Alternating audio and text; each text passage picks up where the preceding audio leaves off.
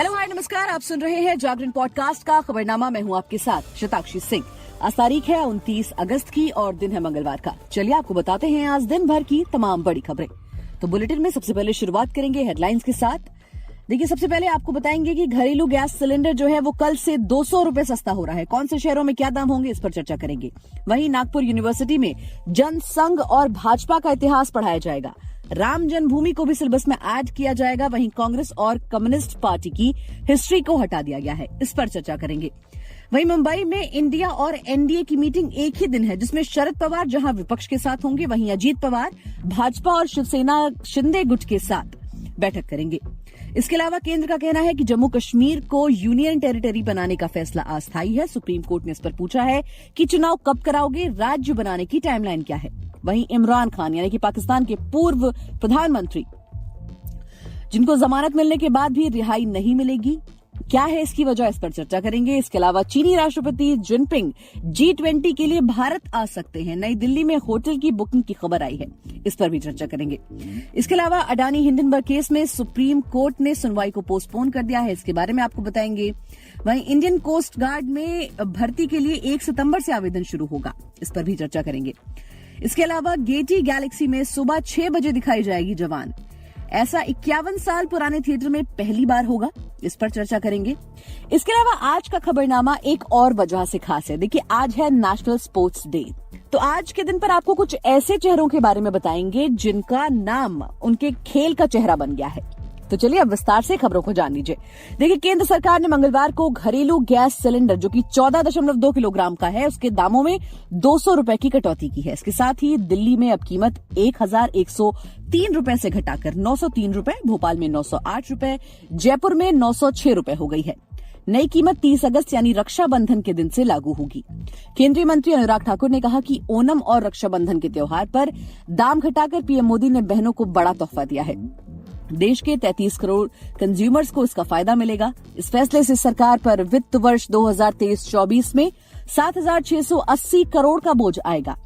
केंद्रीय मंत्री ने यह भी कहा कि सरकार 75 लाख नए उज्ज्वला कनेक्शन बांटेगी। इस साल 5 राज्यों में होने वाले विधानसभा चुनाव से पहले सरकार का यही कदम काफी मायने रखता है। राजस्थान में कांग्रेस ने इसी साल 1 अप्रैल से बीपीएल परिवारों को 500 रुपए में गैस देने की योजना लागू कर दी है। मध्य प्रदेश में भी कांग्रेस ने 500 रुपए में गैस सिलेंडर देने का वादा किया है, यानी अगले चुनावों में इस मुद्दे पर खेल हो सकता है।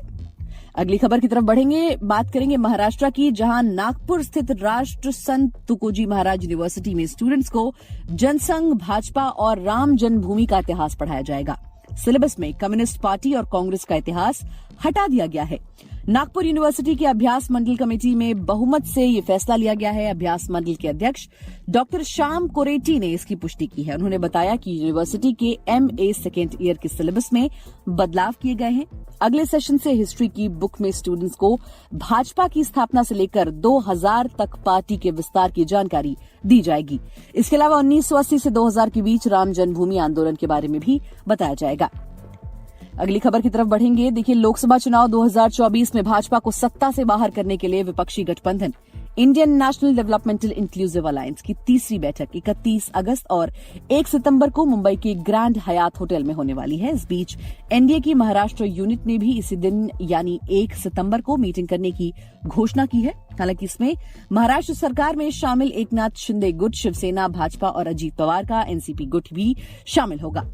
एनसीपी में फूट के बाद एक तरफ जहां शरद पवार विपक्षी गठबंधन की बैठक में शामिल होंगे, वहीं उनके भतीजे और महाराष्ट्र के डिप्टी सीएम अजीत पवार का गुट सत्ता पक्ष के साथ बैठक करेगा। एनसीपी अजीत पवार गुट के विधायक सुनील तटकरे ने मंगलवार को इसकी जानकारी दी। वहीं जम्मू कश्मीर से आर्टिकल 370 को खत्म करने के खिलाफ दाखिल याचिकाओं पर सुप्रीम कोर्ट में आज 12वें दिन की सुनवाई हुई। इस दौरान केंद्र ने कोर्ट को बताया कि जम्मू कश्मीर को 2 अलग यूनियन टेरिटरी जम्मू कश्मीर और लद्दाख में बांटने का कदम अस्थायी है। लद्दाख केंद्र शासित प्रदेश ही रहेगा, लेकिन जम्मू कश्मीर को जल्द ही फिर से राज्य बना दिया जाएगा। सुप्रीम कोर्ट ने कहा कि वो राष्ट्रीय हित में जम्मू कश्मीर का 2 अलग यूनियन टेरिटरी में बांटने के केंद्र के फैसले को स्वीकृति देने के इच्छुक हैं। कोर्ट ने केंद्र से सवाल किया कि जम्मू कश्मीर को यूनियन टेरिटरी बनाने का कदम कितना अस्थायी है और उसे वापस राज्य का दर्जा देने के लिए क्या समय सीमा सोच रखी है, इसकी जानकारी दें। विदेशी खबरों की बात करें तो तोशाखाना केस में इस्लामाबाद हाईकोर्ट ने इमरान खान की सजा पर रोक लगाते हुए उन्हें जमानत पर रिहा करने का फैसला सुनाया है। हालांकि इससे पहले कि खान अटक जेल से बाहर आते उन्हें सीक्रेट लेटर चोरी केस यानी कि साइफर गेट स्कैंडल में हिरासत में ले लिया गया। ये जानकारी पाकिस्तान के अखबार द डॉन ने दी है। पूर्व कानून मंत्री और सरकारी वकील अत्ता तराड़ ने जियो न्यूज से कहा कि इमरान खान की सजा सस्पेंड हुई है, उन्हें बेल मिली है, लेकिन वो फिलहाल जेल से रिहा नहीं हो सकते। इसकी वजह यह है कि साइफर चोरी के मामले में अदालत ने जांच एजेंसियों को 14 दिन का फिजिकल रिमांड दिया है। द एक्सप्रेस ट्रिब्यून के मुताबिक फेडरल इन्वेस्टिगेशन एजेंसी और नेशनल अकाउंटेबिलिटी ब्यूरो की टीमें उनका इंतजार कर रही हैं। वहीं अगली खबर की तरफ बढ़ेंगे। देखिए, राजधानी दिल्ली में 9-10 सितंबर को G20 समिट होगी। इसमें कई ग्लोबल लीडर्स भी शामिल होंगे। अमेरिकी राष्ट्रपति बाइडेन समिट के लिए 7 सितंबर को ही भारत आ जाएंगे। वहीं मीडिया रिपोर्ट्स के मुताबिक चीन के राष्ट्रपति शी जिनपिंग भी इस समिट के लिए आ सकते हैं। दिल्ली में जिनपिंग और उनकी डेलीगेशन के लिए होटल ताज पैलेस बुक किया गया है। इसके अलावा अमेरिकी राष्ट्रपति के लिए होटल ITC मौर्या, ब्रिटेन के प्रधानमंत्री सुनक और जर्मन चांसलर ओल्फ शोल्स के लिए होटल शांग्रीला बुक किया गया है। वहीं कनाडा के राष्ट्रपति जस्टिन ट्रूडो ने सोमवार को समिट के लिए भारत आने की घोषणा की। मीडिया रिपोर्ट्स के मुताबिक इस शिखर सम्मेलन में फ्रांस के राष्ट्रपति मैक्रोन, जापान के PM फूमियो किशिदा, सऊदी के क्राउन प्रिंस मोहम्मद बिन सलमान समेत 25 से ज्यादा बड़े नेता शामिल होंगे। इससे पहले रूस के राष्ट्रपति व्लादिमीर पुतिन ने भारत नहीं आने की घोषणा की थी। वहीं सुप्रीम कोर्ट ने मंगलवार 29 अगस्त को अडानी हिंडनबर्ग मामले पर सुनवाई पोस्टपोन कर दी। बाजार नियामक सेबी ने 25 अगस्त को अपनी स्टेटस रिपोर्ट पेश की थी। 24 जनवरी को अमेरिका की short seller company Hindenburg research ने अडानी ग्रुप पर मनी लॉन्ड्रिंग से लेकर शेयर मैनिपुलेशन जैसे आरोप लगाए थे। इसके बाद ग्रुप के शेयरों में भारी गिरावट देखने को मिली थी। वहीं द इंडियन एक्सप्रेस की एक रिपोर्ट के मुताबिक अडानी ग्रुप के शेयरों में शॉर्ट सेलिंग से विदेशी पोर्टफोलियो निवेशकों और विदेशी संस्थागत निवेशकों समेत दर्जन भर शॉर्ट सेलर्स को फायदा हुआ। इंडियन एक्सप्रेस ने ईडी की जांच का हवाला देते हुए ये बात कही है। ईडी ने जुलाई में बाजार नियामक सेबी के साथ अपनी फाइंडिंग्स शेयर की थी। वहीं भारतीय तटरक्षक बल की ओर से असिस्टेंट कमांडेंट के पदों पर भर्ती निकाली गई है। ये भर्ती बैच 2/2024 के लिए हो रही है। इस भर्ती के लिए उम्मीदवार सिर्फ ऑनलाइन माध्यम से ऑफिशियल वेबसाइट पर जाकर joinindiancoastguard.gov.in पर आवेदन कर सकेंगे। ऑनलाइन एप्लीकेशन फॉर्म 15 सितंबर 2023 शाम 5 बजे तक भरा जा सकता है। मनोरंजन जगत की बात करें तो शाहरुख खान के फैंस सुपरस्टार की अपकमिंग फिल्म जवान को लेकर बेहद एक्साइटेड है। एक तरफ जहां वो फिल्म के ट्रेलर और गानों का बेसब्री से इंतजार कर रहे हैं, वहीं दूसरी तरफ उनकी फिल्म को खास बनाने के लिए स्पेशल स्क्रीनिंग भी ऑर्गेनाइज कर रहे हैं। इसी बीच शाहरुख के एक फैन क्लब SRK यूनिवर्स ने मुंबई स्थित गेटी गैलेक्सी में सुबह 6 बजे फिल्म की स्पेशल स्क्रीनिंग ऑर्गेनाइज की है। इसके साथ ही ये सिंगल स्क्रीन थिएटर अपने 51 साल के इतिहास में पहली बार कोई अर्ली मॉर्निंग शो होस्ट करने जा रहा है। इससे पहले इसी क्लब ने इसी थिएटर में शाहरुख की पिछली फिल्म पठान को भी ऑर्गेनाइज किया था। हालांकि उस शो की टाइमिंग सुबह 9 बजे थी। खेल जगत की बात करें तो आज 29 अगस्त है, यानी कि हॉकी के जादूगर मेजर ध्यानचंद का जन्मदिन। भारत में इसे नेशनल स्पोर्ट्स डे के रूप में मनाया जाता है। तो चलिए इस मौके पर हम आपको भारतीय खेल जगत की कुछ ऐसी शख्सियतों से रूबरू कराएंगे जो अपने लाजवाब खेल और अचीवमेंट के दम पर अपने खेल का चेहरा बन गए। सबसे पहले बात कर लेते हैं मेजर ध्यानचंद की। देखिए, भारतीय हॉकी का परचम पूरी दुनिया भर में उन्होंने लहराया। मेजर ध्यानचंद भारतीय हॉकी का चेहरा बने और उसे अपने दौर के शिखर तक पहुंचाया। भारतीय टीम ने पहली बार 1928 ओलंपिक में हिस्सा लिया था और गोल्ड भी जीता।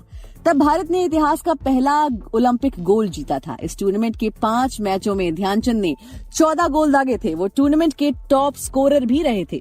अगला नाम है मिल्खा सिंह का। देखिए, आजादी के बाद भारत के पहले स्पोर्ट्स स्टार थे मिल्खा सिंह। ट्रैक पर अपने कारनामों से कई पीढ़ियों को उन्होंने प्रेरित किया है। कॉमनवेल्थ गेम्स में भारत के पहले गोल्ड मेडलिस्ट हैं। 1960 में पाकिस्तानी जनरल अयूब खान ने उन्हें लाहौर में फ्लाइंग सिख नाम दिया था।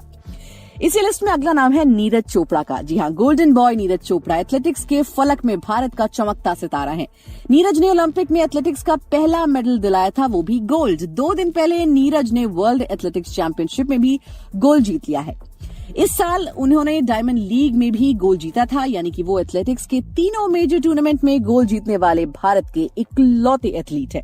अगला नाम है विश्वनाथन आनंद का। चेस की ईलो रेटिंग हासिल करने वाले दुनिया के चौथे और इंडिया के पहले खिलाड़ी हैं आनंद। आनंद ने अब तक आधा दर्जन वर्ल्ड टाइटल जीते हैं। उन्हें 6 दफा चेस ऑस्कर अवार्ड से नवाजा गया है। आनंद ने लाखों युवाओं को चेस खेलने के लिए प्रेरित किया है। उन्हें देखकर प्रज्ञानंदा जैसे कई स्टार सामने आ रहे हैं। इसी लिस्ट में अगला नाम है अभिनव बिंद्रा का। 2008 में बीजिंग ओलंपिक में गोल्ड मेडल जीतकर अभिनव बिंद्रा सुपरस्टार बन गए। उन्होंने देश के निशानेबाजों को ही नहीं बल्कि दूसरे खेलों के खिलाड़ियों को भी प्रेरित किया। अभिनव देश को पहला इंडिविजुअल ओलंपिक गोल्ड दिलाने वाले निशानेबाज हैं। उनके नाम शूटिंग का इकलौता गोल्ड है। वहीं अगला नाम है कर्णम मलेश्वरी का। कर्णम मलेश्वरी देश को ओलंपिक मेडल दिलाने वाली पहली महिला है। उन्होंने 2000 के सिडनी ओलंपिक में भारत को ब्रॉन्ज मेडल दिलाया। कर्णम की मिस मेडल ने कई और महिलाओं को सपने देखना सिखाया। उनके बाद सानिया मिर्जा, साइना नेहवाल, पीवी सिंधु, साक्षी मलिक और मीराबाई चानू जैसी फीमेल स्टार्स ने भी बाकी खेलों में भारत का नाम रोशन किया। वाकई में इन सारे खिलाड़ियों को पर देश को बहुत गर्व है। तो चलिए आज के खबरनामा में फिलहाल इतना ही। देश और दुनिया की बाकी सभी खबरों को जानने के लिए सुनते रहिए जागरण खबरनामा।